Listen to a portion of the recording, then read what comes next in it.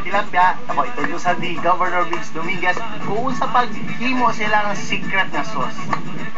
So, una-una, ang bawang, pwede rin mo iprito gamay hangtod mo brown. No? Then, iprito nyo, siguro mga 5-10 seconds lang kung ibang sibuyas, ibang kamatis. So, para mong gawas o dyan yung flavor. Habang nakahalo lahat, lalagyan natin ng 1 teaspoon of sugar. Para tumamis ang ating sausawan. Dahil dito siya glasa, no? May glass doon, may sweet.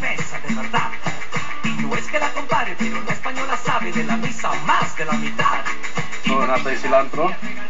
Kani siya iprito gamay, 5-10 seconds. Halo-haloin mo.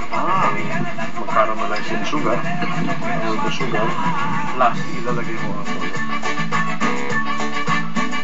So, kung gato ng iprito, money siya ang tangyang namin. So, this is the money perfect niya presentation. Money perfect presentation. Bilis na. Bilis na, bato na ning bawan. Uy, para matest. Pinipin siya. Ayan. Ayan, rato ang tilapia. So, gawas. Lamig ko guys sa Rob. Bro, bako nang unahan na? Huwag mo na ubusin. Siyempre, di kalimtan. Nila ang secret na sauce.